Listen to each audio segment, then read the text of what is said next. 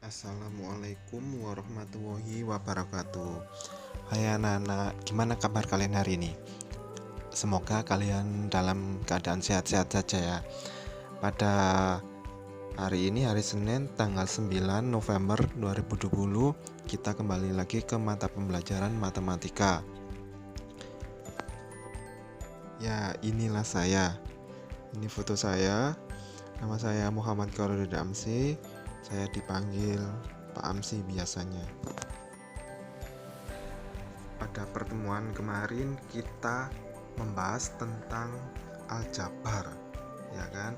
Sekarang kita masuk materi berikutnya, yaitu persamaan linier satu variabel dan pertidaksamaan linier satu variabel. Pada hari ini kita akan mempelajari tentang persamaan linier satu variabel. Apa itu persamaan linier satu variabel? Yuk kita saksikan selanjutnya. Dalam matematika ada yang disebut dengan kalimat terbuka dan kalimat tertutup. Apa itu kalimat terbuka dan kalimat tertutup?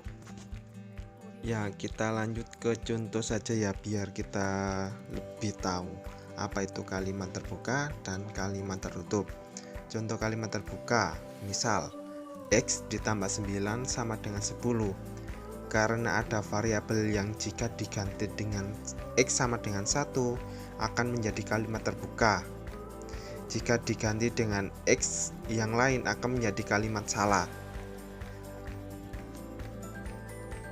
Contoh kalimat tertutup. Kalimat tertutup 5 ditambah 3 sama dengan 8. Kenapa dikatakan kalimat tertutup? Karena sudah diketahui kebenarannya. Coba di kalimat terbuka di situ. Karena X adalah suatu himpunan dan kita nggak tahu X itu berapa kan di situ. Nah, yang membedakan antara kalimat terbuka dan kalimat tertutup yaitu ada variabel yang tidak diketahui. Ini ada beberapa soal kita disuruh menentukan apakah kalimat tertutup atau kalimat terbuka. Coba di nomor 1 itu ada KPK dari 20 dan 25 adalah 100. Itu termasuk kalimat tertutup atau terbuka? Gimana? Coba kalian pikir dulu. Nice. Itu adalah kalimat tertutup. Kenapa kalimat tertutup? Karena sudah diketahui kebenarannya. KPK dari 20 dan 25 adalah 100. Ya. Nomor 2. A merupakan sungai terpanjang di Pulau Jawa. Itu kalimat terbuka atau tertutup? Nah, nomor 2 itu termasuk kalimat terbuka. Kenapa? Karena ada A yang dimana kita tidak tahu variabelnya A itu apa, ya kan? Nomor 2 juga gitu. Y ditambah 3 adalah 5. Itu termasuk kalimat terbuka atau tertutup? Ya, itu adalah kalimat terbuka. Kenapa? Karena ada Y yang kita tidak tahu yaitu berapa, ya kan? Itulah yang menjadi kalimat terbuka. Nomor selanjutnya, nomor 4. Kelipatan 6 adalah 6, 12, 18, dan 24. Itu tuh termasuk kalimat tertutup atau terbuka. Coba dilihat dari beberapa contoh soal, pasti kita sudah tahu kan itu termasuk kalimat apa. Nomor 4. Ya, nomor 4 itu kalimat tertutup. Kenapa? Karena sudah diketahui kebenarannya bahwa kelipatan 6 adalah 6, 12, 18, dan 24. Nah, ini ya, kita masuk ke bentuk umum persamaan linier satu variabel. Bentuk umumnya yaitu AX ditambah B sama dengan C, di mana A tidak sama dengan B dan juga A dan B itu tidak boleh 0 ya. Persamaan linear satu variabel tadi kita singkat menjadi PLSV saja ya, biar mudah. Dari ini manakah yang termasuk ke dalam PSLV? Dari nomor 1, 2, dan 3. Coba lihat. Nomor 1, 7X ditambah 3 sama dengan 7. Itu termasuk ke dalam PSLV. Kenapa dikatakan PSLV? Karena di situ ada variabel X cuma satu. Ada variabelnya satu, itu yang dinamakan PLSV. Dari nomor 2 itu 2X dikurangi 3Y sama dengan 24. Itu termasuk bukan PLSV. Kenapa dikatakan tidak termasuk ke dalam PLSV? Yaitu karena ada dua variabel, yaitu ada X dan ada Y. Itu yang mereka tidak termasuk ke dalam PSLV. Nomor 3, di situ ada 12X pangkat 2 dikurangi X sama dengan 10. Itu juga bukan termasuk ke dalam PLSV. Kenapa? Ada variabel X pangkat 2. Di situ kan ada 12X pangkat 2. Sedangkan yang satunya itu cuma negatif X, dimana variabelnya sudah berbeda, maka itu yang termasuk bukan PLSV. PLSV itu tadi yaitu variabel cuma satu saja, yaitu contoh dari nomor 1 itu ada variabel X saja. Kita next ke slide selanjutnya. Ada beberapa hal yang perlu diperhatikan di PLSV. 1. Selesaikan dulu dalam tanda kurung ya. Kalau ada tanda kurung kita harus selesaikan itu dulu. Nomor 2, kumpulkan variabel. Ada variabel biasanya contohnya A, B, C, X, Y, Z. Itu dinamakan variabel pada suatu sisi dan angka pada sisi yang lain.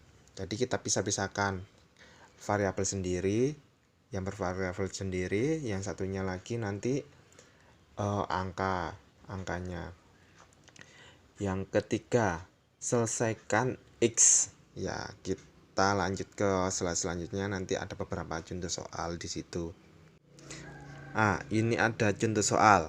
Diketahui sistem persamaan yaitu 3X dikurangi 3 sama dengan 3. Maka nilai 8X adalah ini kita jawab ya. 3X dikurangi 3 sama dengan 3. Karena tadi di slide selanjutnya kan ada beberapa yang perlu diperhatikan ya.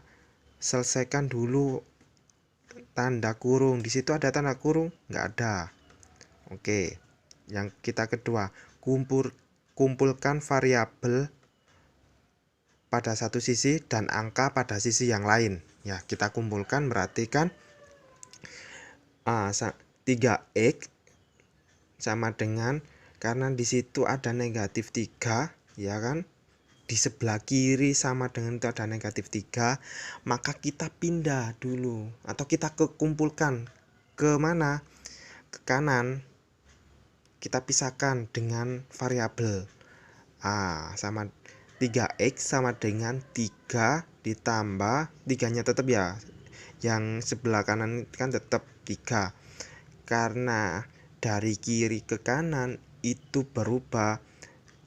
Misalnya tadi kan negatif 3 itu berubah menjadi berapa? Menjadi berubah positif. Kalau dari kiri, maaf ya, sama dengan kiri, dari kiri sama dengan itu negatif 3, kita pindah ke kanan sama dengan itu berubah menjadi positif. Kalau dipindah ke kanan itu hasilnya positif, berarti 3 ditambah 3. Kita lanjut. 3x sama dengan 3 ditambah 3 hasilnya berapa? 6. Berarti 3x sama dengan 6, ya kan? X sama dengan berapa? Kita cari x-nya. Di kanan sama dengan itu kan ada 6. 6-nya tetap dibagi koefisien di kiri itu kan ada 3. 3. Maka 6 dibagi 3 sama dengan 2. X-nya itu 2. Ya kan, coba kita masukkan. X-nya itu diganti menjadi 2. Benar nggak hasilnya itu 6? Coba. Berarti 3 dikali 2 sama dengan 6. Ya, berarti kan X-nya kan 2. Benar. Hasilnya 6. Sudah diketahui X-nya itu 2, maka kita masukkan ke dalam X-nya tadi ke dalam 8X. Maka kita kan disuruh mencari nilai dari 8X. 8X sama dengan berapa? Kita nggak tahu. Karena X-nya sudah ketemu 2, maka 8 dikali 2 sama dengan 16. Maka 3x dikurangi 3 sama dengan 3. Kita cari nilai 8x. 8x yaitu 16. Ke contoh soal selanjutnya. Diketahui persamaan 5A dikurangi 6 sama dengan 2A ditambah 3. Nilai A plus 5 adalah berapa? Kita cari nilai A plus 5 ya. Dari persamaan 5A dikurangi 6 sama dengan 2A plus 3. 5A dikurangi 6 sama dengan 2A plus 3. Kita tadi kan persyaratannya apa? Kita selesaikan dalam kurung. Di situ ada kurungnya? Nggak ada. Berarti kita lanjut ke nomor 2, yaitu dikumpulkan A dengan variabel. Kalau ada variabel kita kumpulkan ke variabel, kalau ada angka kita kumpulkan ke angka. Di situ 5A kan tetap. Di sebelah kanan sama dengan itu ada 2A. Kita kumpulkan dengan 5A. Kalau dari sebelah kanan itu positif, kita pindah ke kiri sama dengan itu berubah menjadi negatif. Berarti kalau pindah itu dari positif itu berubah menjadi negatif, ya kan? Berarti negatif 2. A sama dengan 3-nya tetap di situ. Dari negatif 6 kita pindah lagi ke kanan sama dengan. Di situ kan negatif 6 ada di kiri sama dengan. Kita pindah ke kanan sama dengan itu ya. Kalau berarti pindahkan tadi dari negatif berubah menjadi positif, ya kan? Ya, berarti positif 6. Berarti di situ sudah diketahui 5A dikurangi 2A itu berapa hasilnya? Yaitu 3A. Sama dengan 6 ditambah 3 berapa? 6 ditambah 3 yaitu 9. Ya kan? Kita cari A-nya. Sama dengan 9-nya tetap dibagi koefisien A yaitu 3. Berarti 3-nya ditaruh bawah itu. 9/3 yaitu sama dengan 3. Kalau sudah diketahui A itu 3, kita masukkan A itu ke dalam nilai A plus 5. A plus 5 yaitu A-nya kita rubah menjadi 3, ya kan? Tadi kan A-nya sudah diketahui 3. 3 plus 5 atau 3 ditambah 5 sama dengan berapa? Sama dengan 8. Mudah kan anak-anak? Ya, jika kalian perhatikan pasti kalian akan tahu. Next ke soal selanjutnya. Soal selanjutnya, nilai C yang memenuhi persamaan 1/4 buka kurung C dikurangi 10 tutup kurung sama dengan 2/3 C dikurangi 5. Adalah kita di sini disuruh mencari nilai C-nya itu berapa. Jawab 1/4 buka kurung C dikurangi 10 tutup kurung sama dengan 2/3 C dikurangi 5. Nah, karena syarat pertama tadi yaitu kalau ada tanda kurungnya maka kita dahulukan. Kita selesaikan dulu. Yaitu 1/4 dikali C hasilnya 1/4 C. 1/4 dikali negatif 10 hasilnya negatif 10/4 sama dengan, karena ruas sebelah kanan itu tetap nggak ada, maksudnya nggak ada kurungnya, maka kita tulis tetap di situ, yaitu 2/3 C dikurangi 5. Nah, selanjutnya itu diapakan? Syarat kedua yaitu kita kumpulkan variabelnya, maka 1/4 C kan tetap, karena di ruas kanan itu ada 2/3 C.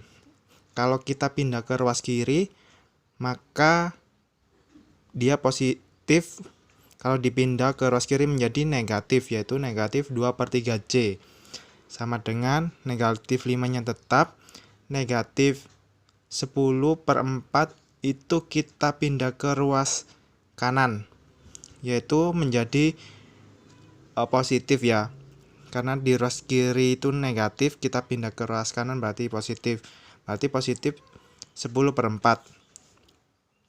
Nah, terus kita selesaikan yang pecahnya dulu, yaitu 1/4 dikurangi 2/3 di dalam kurung ya dikali C, sama saja hasilnya nanti yang atas itu, atas sama bawah kan tetap sama kan artinya maksudnya 1/4 dikali C hasilnya 1/4 C, negatif 2/3 dikali C sama dengan negatif 2/3 C, ya kan, antara di atasnya itu sama. Nah, sama dengan negatif 5 kita rubah ke dalam bentuk pecahan biar kita bisa menyelesaikan dengan 10/4. Nah, negatif 5 per negatif 1, negatif 5 per 1 kan hasilnya 5, negatif 5 sama saja kan, ditambah 10/4.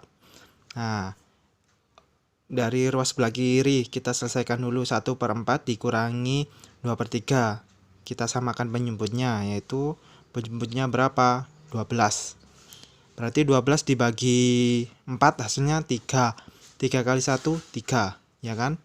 12 dibagi 3 hasilnya 4. 4 dikali 2 hasilnya 8, berarti 3 dikurangi 8 per 12 C, itu hasil dari ruas kiri.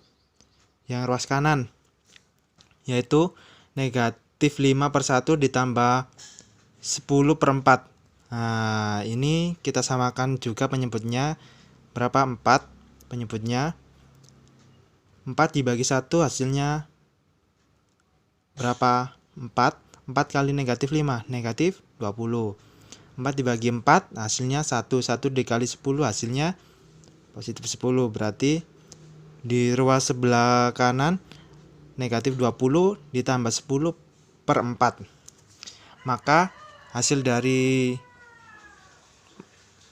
kiri dulu ya. Di kiri 3 dikurangi 8 per 12 hasilnya negatif 5 per 12 C. Ya kan? Di situ ada C-nya ya. Sama dengan yang sebelah kanan negatif 20 ditambah 10 hasilnya negatif 10/4 itu kan ya. Maka kita cari C-nya itu berapa. C-nya sama dengan negatif 10/4 itu tetap dibagi negatif 5 per 12, ya kan. Nah, kalau ada pecahan gini dibagi, maka kita rubah ke dalam bentuk perkalian biar bisa diselesaikan. Maka C sama dengan negatif 10 per 4 dikali dibalik itu ya. Kalau pembagian itu dibalik, maka hasilnya 12 dibagi negatif 5. Nah, C sama dengan negatif 10 dikali 12 hasilnya negatif 120 per 4 dikali negatif 5 hasilnya negatif 20. C maka hasilnya negatif 120 dibagi negatif 20.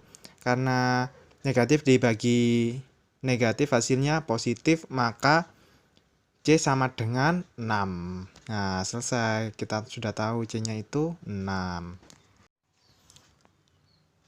Contoh di soal berikutnya itu tentukan nilai Y dari persamaan 4 buka kurung 3P dikurangi 2 tutup kurung sama dengan negatif 3 buka kurung negatif 2P negatif 1 tutup kurung ditambah 2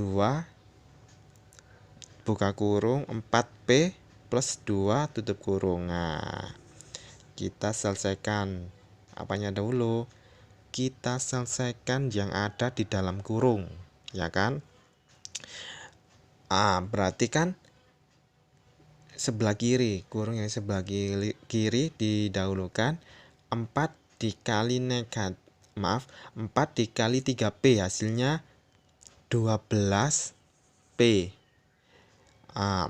Selanjutnya 4 dikali negatif 2 hasilnya negatif 8 sama dengan negatif 3 yang sebelah kanan ya, ini negatif 3 dikali 2P hasilnya negatif 6P.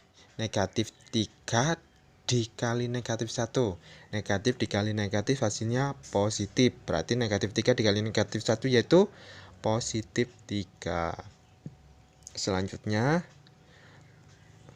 kan itu ditambah 2 buka kurung 4P plus 2 tutup kurung. Nah, itu kita selesaikan. Ditambah 2 dikali 4P hasilnya positif kan, berarti positif berapa? Positif 8P.